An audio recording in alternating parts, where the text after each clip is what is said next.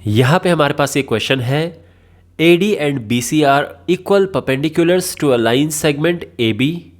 यानी यहाँ पे जो ये है ये इक्वल है इसके, है ना।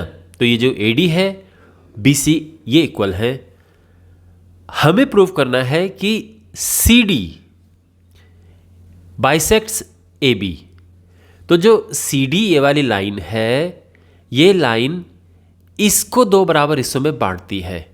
तो कहने का मतलब है कि हमें प्रूव करना है कि ये हिस्सा और ये हिस्सा इक्वल है, यानी हमें OA इक्वल टू OB ये प्रूव करना है। ये मैं यहाँ पे लिख देता हूँ, to prove OA is equal to OB। ठीक है, तो ये प्रूव कैसे होंगे? देखो, ये प्रूव होंगे CPCT से फाइनली।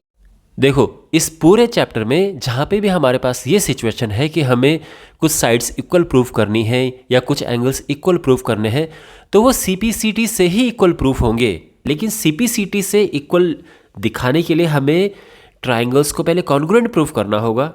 तो पहला काम हमारा ये है कि हम इन दो ट्राइंगल्स को, यानी यहाँ पे जो पहला ट्राइंगल है और ये जो दूसरा ट्राइंगल है, इनको हम कॉन्ग्रुएंट प्रूफ करें। तो यहाँ पे एक ट्राइंगल है OAD, है ना, जिसको मैंने 1 लिखा हुआ है ट्राइंगल को, और दूसरा है ट्राइंगल OBC।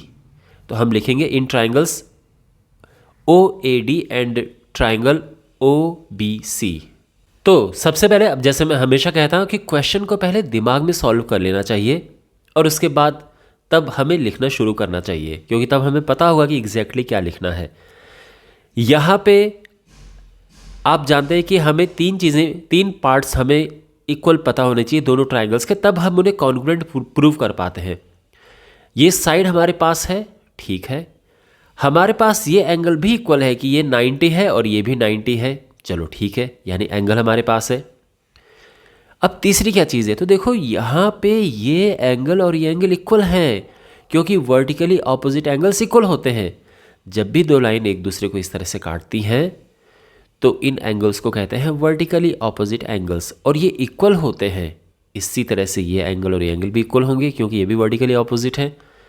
तो यहाँ पर ये दोनों वर्टिकली ऑपोजिट एंगल्स हैं और ये इक्वल है। तो अब आप समझ गए ना।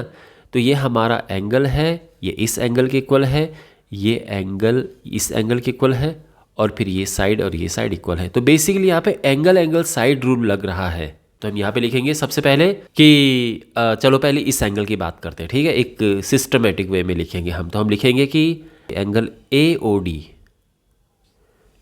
Is equal to angle BOC, ठीक है ना। ध्यान से देखो आप, फिगर में भी BOC। तो ये दोनों एंगल जो मैंने कहा है ये इक्वल है। और क्यों इक्वल है?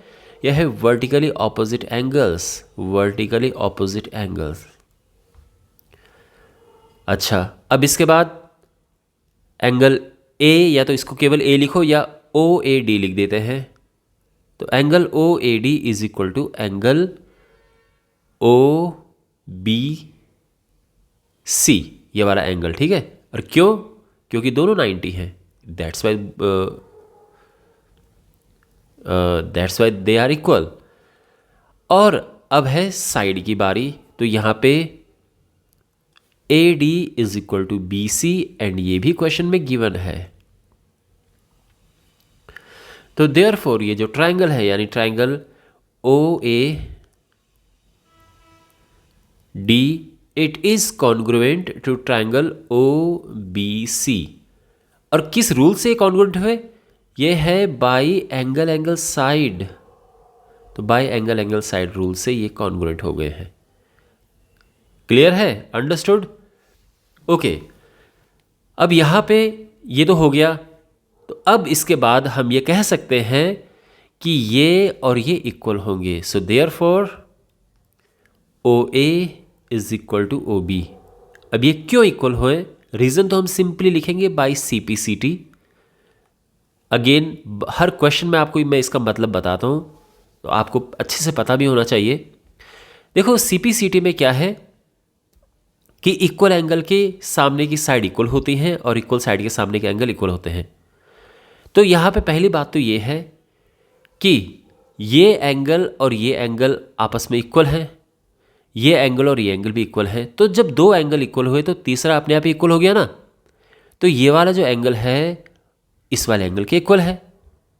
भाई दो ट्रायंगल में अगर दो एंगल इक्वल है तो तीसरा तो अपने आप ही इक्वल हो जाता है। तो यहाँ पे ये और ये इक्वल हो गए हैं, तो इनकी इक्वल एंगल के सामने की साइड भी इक्वल होंगी। तो यानी ये साइड, क्योंकि ये इस एंगल के सामने है ये वाली साइड और इस एंगल के सामने है ये वाली साइड, तो इनको हम कहते हैं कॉरेस्पॉन्डिंग साइड्स। और ये इक्वल होंगी CPCD से, because corresponding parts of congruent triangles are equal. और सिंपल भाषा में कहूँ तो इक्वल एंगल के सामने की साइड इक्वल होती है, इक्वल साइड के सामने के एंगल इक्वल होते हैं कॉन्ग्रुएंट ट्राइंगल्स में। Got it. और हम कहेंगे कि देयरफॉर CD बाइसेक्ट्स AB, यानी जो CD है वो AB को दो बराबर भागों में, दो बराबर हिस्सों में बांटती है, यानी OA एंड OB दो बराबर हिस्से हैं। Hence proved.